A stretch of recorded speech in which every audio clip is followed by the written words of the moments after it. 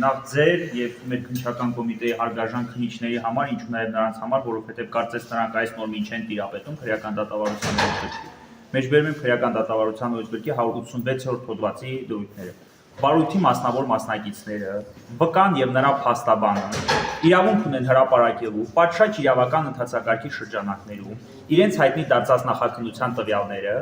եթե քննիչը սույն հոդվածի երկրորդ մասով նախատեսված հիմքերից որևէ մեկով գրավոր չի արգելել դրանց հրապարակումը։ Ես իմ առաջին հայտնի դարձած տեղեկությունները լրագրողներին սկսել եմ տեղեկացնել 14:00-ին։ Անմիջապես եջեպազրույցից հետո 14:23-ին քննիչը բանավոր եղանակով ինձ զգուշացրել է նախաքննական տվյալները հրապարակելու անթույլատրելիության մասին։ Այնուհետև գրավոր եղանակով այդ մասին հրապարակել է 16:10-ին։ Հետևաբար մինչև 14:30 ընկած ժամանակահատվածը իմ կողմից տրամադրված տեղեկությունները օրենքով սահմանված որևէ նորմ չեն խախտում եւ որևէ պատասխանատվություն իրենից առաջացնել չեն կարող։ Սա գիտություն ձեզ եւ քննչական կոմիտեի հարգարժան քննիչների, որովհետեւ կարծես թե նրանք շատ ծանր են տարել այն տեղեկությունները, որոնք ես տրամադրել եմ լրագրողներին։ Կրկնում եմ, այդ պահի դրությամբ ես ոչ բանավոր եւ ոչ գրավոր եղանակով զգուշացված չէի նախաքննական տվյալները հրապարակելու անթույլատրելիության մասին։ Ինչ վերաբերում է ընդհանուր արդյունքին, ընդհանուր այսօրվա ճակերտներում իրավական, բայց իրականում քաղաքական process-ին, դրանց գնահատականը կարող եք տալ ուսումնասիրելով այս սեյֆը։ Տեսեք։ Ինչ են հայտնաբերել։ Հիմա ինձ թվում է բոլորիդ համար տեսանելի է։ Սա փրկարարության մեր աշխատողների միջոցով բացել են եւ հայտնաբերել են ուշադրություն դատարկ թղթապանակներ։ Բացի դատարկ թղթապանակներից հայտնաբերել են 1 թուղթ ազատ Արցախ թերթը։ Սա է թուղթը։ Այս է տեղադրված։ Քննչական կոմիտեն այսօր խոզարկություն է կատարել փրկարարների աշխատանքը, փրկարարների ներգրավել այս աշխատանքին, որպեսզի ջարդի սեյֆը եւ տեղից դուրս բերի ազատ Արցախ թերթը։ Եվ այս դատարկ թղթապանակները։ Հետո թողեցին այսպես, այս գույքի փչացման համար ով է պատասխանատու, դեր կպարզենք, այս ազատ Արցախ թերթն էլ չարգրավեցին, շնորհակալություն չարգրավելու համար, թողեցին եւ գնացին։ Այս ամեն ինչը միթե ես պիտի որակեմ որպես քաղաքական գործողություն, որը այսօր իրականացվել է, կամ արշավի շարունակություն, որ իրականացվել է շարունակում է իրականացնել Արցախի ներկայացության նկատմամբ։ Եվ կարծում եմ բոլորդ էլ հասկանում եք, որ ամենևին պատահական չէ, որ Արցախյան հանրապետության սահմանադրության օրվան նվիրված եւ արցախցիների ուզող ու վերադարձի հարցի հետ կապված կազմակերպված խորհրդանական լսումների անմիջապես հաջորդ օրը ներկայացությունում ժամը 12:00-ից սկսում եւ 16:10-ը ավարտվում է խոզարկություն քննչական գործողությունը, որի արդյունքները կարծում եմ բոլորի համար տեսանելի են։ Բարույթի համար որևէ էական նշանակություն ունենալ չեն կարող, որովհետև արգրաված ապրանքները թե որքանով են վերաբերելի կամ նյութերը որքանով են վերաբերելի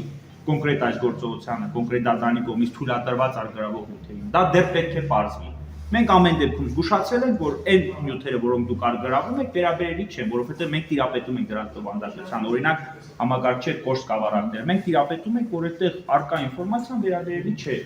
Վերաբերելի չէ կոնկրետ այն բարույթին, որի շրջանակներում այսօր իրականացվել է խոզարկությունը եւ որը դատարանը թույլատրել է։ Դե նրանք տարել են, որպեսզի պարզեն վերաբերելի է թե վերաբերելի չէ։ Ես մեկ անգամ ասել, մեկ անգամ եւս ասում եմ։ Եկել են այնպիսի բովանդակության փաստաթղթերի հետևից, որոնք ըստ էության իրենից ներկայացնում են, չգիտեմ, ինչ-որ գործարքների վերաբերյալ տեղեկություններ, տնտեսական շարժի վերաբերյալ տեղեկություններ, բայց Արցախյան հանրապետության ներկայացության շենքում առկա են օրինակ ես նշեցի, քննիչները հայտնաբերել են զոհված անձանց վերաբերյալ տվյալները, հատուկ ծառայողների, ովքեր պատերազմական գործողությունների մասնակցել եւ